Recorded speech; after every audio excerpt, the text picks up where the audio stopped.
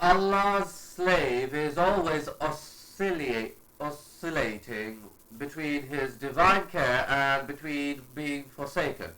Whenever one of Allah's slaves witnesses this phenomenon, that of changing from one state to the other, he should appreciate the dubious nature of his situation and his extreme need of being guided by Allah in every breath he breathes and in every moment he lives. His faith and belief are in Allah's hand. If Allah were to leave him alone for even the blinking of an eye, his faith would plunge to the ground. You should therefore realize that the one who is protecting your faith is the one who is preventing the sky from falling to the earth. The Quran, the blessed book. When you recite the Quran and contemplate its meanings, you take a positive step toward achieving happiness. Allah described the Quran as being guidance, light and a cure for what is in the breasts of men. He also described it as being a mercy.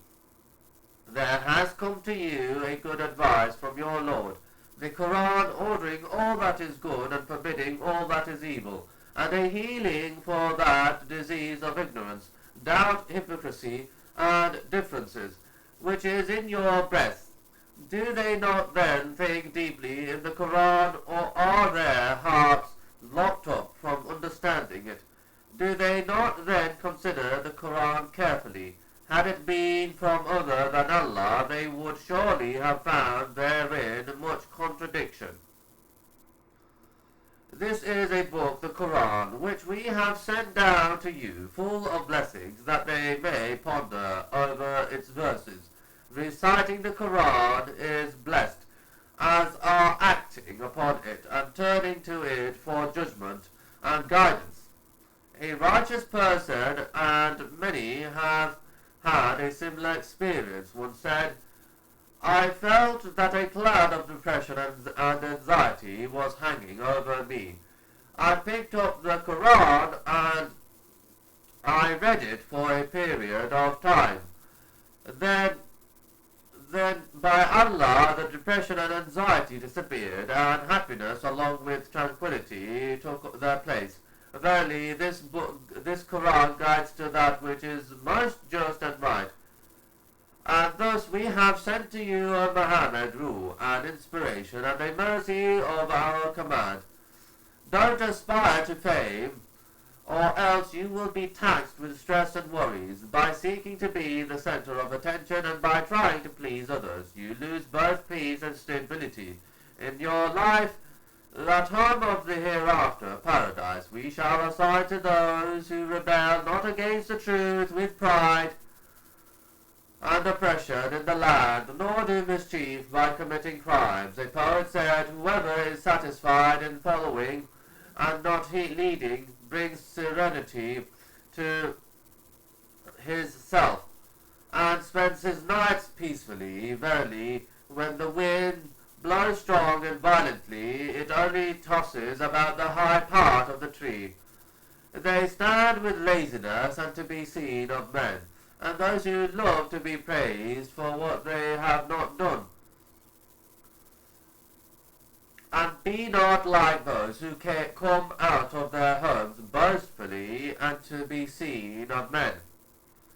A poet said, transparent is the gown of the one who does deeds for show.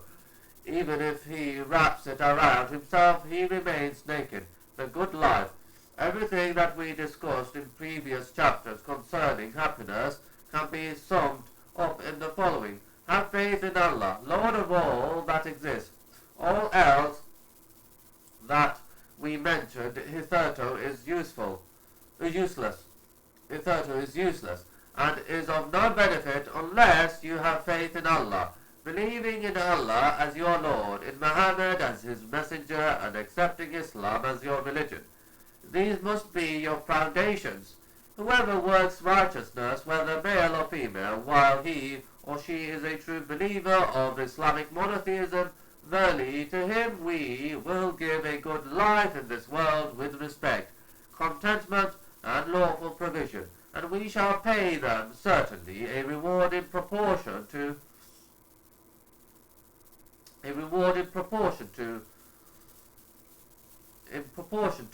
the best of what they used to do, paradise and the hereafter. There are two conditions to gaining a good life: faith in Allah and performing good deeds.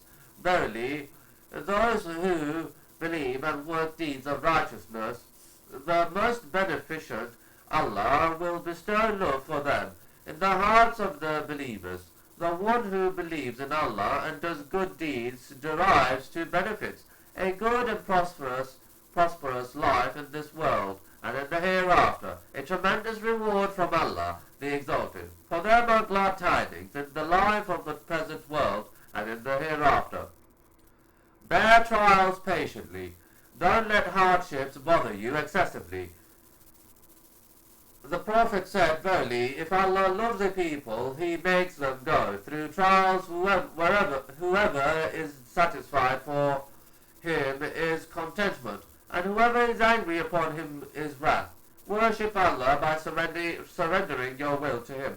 Among the necessities or elements of faith,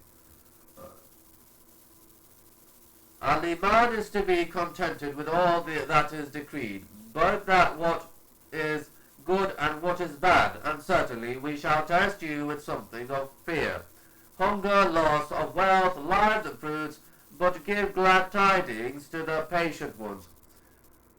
But what is decreed for us is not always in harmony with our desires and fancies. But then we are not in a position to give suggestions. On the contrary, our right station and position is that of a worshipper who surrenders his will.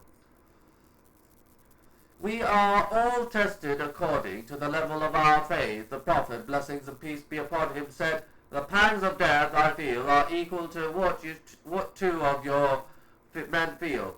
The most severely tested of people are the prophets, and then the righteous ones. Therefore be patient, O Muhammad, as did the messengers of strong will.